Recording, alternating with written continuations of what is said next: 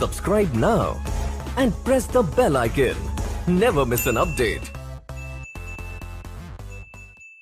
Hello everyone, myself Dr. Sonam Kundu, a consultant endodontist at Dr. Sachin Mittal's Advanced Dentistry, Model Town, Hisar. आज हम discuss करेंगे tooth discolouration के बारे में। सबसे पहले हमें ये समझने की ज़रूरत है कि टूथ डिस्कलरेशन क्या होता है एंड इसकी ट्रीटमेंट क्या होती है। बेसिकली कभी कभार हमारे पास कुछ पेशेंट्स आते हैं और बोलते हैं जी मेरा दांत पीला पड़ गया है या काला हो गया है या उसमें वाइट पैचेस नज़र आ रहे हैं मुझे या उसमें ब्राउन स्टेन्स लाइंस नज़र आती हैं। ये सब चीज़ें बोलते हैं हम टूथ डिस्कलरेशन। बेसिकली दो फैक्टर्स होते हैं जो टूथ डिस्कलरेशन को कॉज करते हैं, एक्सट्रिंसिक एंड इंट्रिंसिक फैक्टर्स। अब हमें इन फैक्टर्स को समझने की ज़रूरत है। सबसे पहले हम डिस्कस करेंगे इंट्रिंसिक फैक्टर्स के बारे में। इंट्रिंसिक फैक्टर्स तब होते हैं जैसे कि किसी पेशेंट को ट्रॉमा हो गया, कोई एक्सीडेंट हो गया या फॉल हो गई, इंजरी हो गई। उन केसेस में क्या होता है, जो हमारे टूथ की ब्लड वेसल्स होती हैं, नर्व्स होती हैं, वो डैमेज हो जाती हैं, वो कंप्रेस हो जाती हैं। कंप्रेशन से क्या होता है, हमारे ब्लड जो होता है वेरियस ब्लड प्रोडक्ट्स रिलीज करता है, जैसे कि हीमोसाइडिन, हीमोइटिन। वो फर्दर रिलीज करते हैं iron and which further leads to release of ferric sulphide. ये प्रोडक्ट जो होता है हमारे टूथ को डिस्कलर करता है, जो डेंटाइनल ट्यूब्यूल्स में लीक होता है।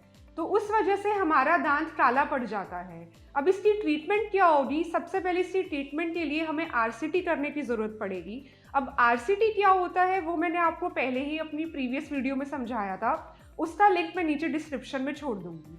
आफ्टर डूइंग द आरसीटी हमें क्या करना है, अब जो टूथ की डिस्कलरेशन है, जो ब्लैक पड़ गया है, उसको कैसे ठीक करेंगे। आरसीटी से हमने जो भी इन्फेक्शन था वो तो रिमूव कर दिया। अब जो डिस्कलरेशन है उसको हम रिमूव करते हैं नॉन वाइटल ब्लीचिंग से, या हम क्राउन भी दे सकते हैं। नॉन वाइटल ब्लीचिंग क्या होता है, इसमें बेसिकली हम केमिकल्स यूज़ करते हैं, जैसे कि hydrogen peroxide and sodium perborate. इनको हम एक मात्रा में मिक्स करते हैं और मिक्स करके दांत के अंदर डाल के छोड़ देते हैं 1 हफ्ते के लिए। हम पेशेंट को 1 हफ्ते बाद रिकॉल करते हैं और 90% ऑफ द टूथ कलर वो चला जाता है। अगर हमें लगता है कि एक और सिटिंग की ज़रूरत है तो फिर उसके बाद हम 1 हफ्ते बाद एक और सिटिंग पेशेंट को देते हैं। ये हो गया हमारा इंट्रिंसिक फैक्टर्स का ट्रीटमेंट। अब हम आएंगे एक्सट्रिंसिक फैक्टर्स पे। एक्सट्रिंसिक फैक्टर्स हमें तब देखने को मिलते हैं जैसे कि कभी कभार कोई एंटीबायोटिक से डिस्कलरेशन हो जाती है या मेटल से हो जाती है, जैसे कि कॉपर से हो गई, या वेरियस फूड आइटम्स हमें स्टेनिंग करते हैं, high intake of tea, coffee, इन सब से डिस्कलरेशन होती है। फ्लोरोसिस से भी हमें डिस्कलरेशन देखने को मिलती है। नाउ इन सब का ट्रीटमेंट जो होता है आज हम वो डिस्कस करेंगे। बहुत सारे ट्रीटमेंट ऑप्शंस होते हैं, जैसे कि माइक्रो मैक्रो एब्रेजन होता है, या ब्लीचिंग होता है, या विनियर्स हम दे सकते हैं, जिसे हम कॉम्पोजिट रेस्टोरेशन से भी दे सकते हैं और सेरामिक विनियर्स भी दे सकते हैं, या फुल माउथ रिहैब की अगर हमें ज़रूरत है तो हम क्राउन्स भी दे सकते हैं। अब हम एक एक करके इन सब फैक्टर्स को डिस्कस करेंगे। इन सब फैक्टर्स को डिस्कस करने से पहले हमें एक बार फ्लोरोसिस समझने की ज़रूरत है। फ्लोरोसिस क्या होता है? फ्लोरोसिस में हमारे जो इनामल की पोरोसिटी है वो इंक्रीज हो जाती है एंड हाइपोमिनरलाइजेशन हमें देखने को मिलती है। माइल्ड केसेस में हमें कभी कभार वाइट फ्लेक्स देखने को मिलते हैं टच टिप्स से। इस केस में हम जनरली ब्लीचिंग से या माइक्रो एब्रेजन से भी ठीक कर सकते हैं। नाउ जब सीवियर केसेस हो जाते हैं फ्लोरोसिस के, उसमें क्या होता है, फ्लेकिंग ऑफ टीथ हमें दिखाई देती है। पेशेंट आते हैं जी, हमें बोलते हैं कि हमारा दांत के टुकड़े अपने आप टूट रहे हैं, चिप ऑफ हो रहे हैं। ये सब होते हैं केसेस जब एकदम सीवियर फ्लोरोसिस हमें देखने को मिलती है। अब हम इसके ट्रीटमेंट ऑप्शंस पे जाएंगे एक्सट्रिंसिक फैक्टर्स के।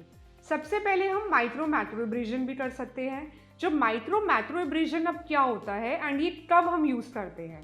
जो माइक्रो मैक्रो एब्रेजन है वो जनरली हम डायमंड पॉइंट बर्स होते हैं, एब्रेसिव पार्टिकल्स होते हैं उन बर पॉइंट्स में, वो हम टूथ पे रब करते हैं एंड उससे जनरली हम स्टेनिंग रिमूव करते हैं। ये हम करते हैं बहुत अदर माइल्ड स्टेन्स है हमारे टूथ पे। सेकेंडली हम ब्लीचिंग भी कर सकते हैं। ब्लीचिंग जनरली हम करते हैं माइल्ड टू मॉडरेट स्टेन्स में। उसमें क्या होता है, जैसे कि पोलो ऑफिस किट होती है या मैकेन्स सॉल्यूशंस होते हैं, बेसिकली ये दोनों केमिकल्स के नाम्स हैं। इनको हम जनरली ब्लीचिंग करते हैं सो दैट पेशेंट का जो टूथ डिस्कलरेशन है वो कम हो जाए। ये भी एक प्रोसीजर है हमारा डिस्कलरेशन को ठीक करने का। इसमें हम क्या करते हैं, हम एक जिंजाइवल बैरियर लगाते हैं सो दैट हमारे गम्स को वो केमिकल हार्म ना करे। देन वो केमिकल्स को हम मिक्स करके टूथ पे प्लेस करते हैं एंड लाइट एक्टिवेट करते हैं सो दैट बेटर उनका रिएक्शंस हो एंड हमें बेटर रिजल्ट देखने को मिले। नाउ थर्ड ट्रीटमेंट ऑप्शन हमारा एक और आ सकता है, वो है विनियर्स। विनियर्स बेसिकली अगर हम सिरेमिक के बनवा सकते हैं या कॉम्पोजिट के बनवा सकते हैं, वो पेशेंट टू पेशेंट डिपेंड करता है। नाउ फोर्थ ट्रीटमेंट ऑप्शन जो हमारा जनरली फुल माउथ रिहैबिलिटेशन में देखने को मिलता है, वो है फुल माउथ क्राउन्स। वो हम तब देते हैं जब सीवियरली ब्रेडेड टूथ हो गया या सीवियर डिस्कलरेशन है। उन केसेस में, जैसे डिफ्लोरोसिस केसेस में मैंने आपको बताया, जो सीवियर केसेस आते हैं उनमें फ्लेक्स टूटने लग जाते हैं, टूथ चिप ऑफ होने लग जाता है, उन केसेस में हम फुल माउथ रिहैबिलिटेशन के तौर पे क्राउन्स दे सकते हैं।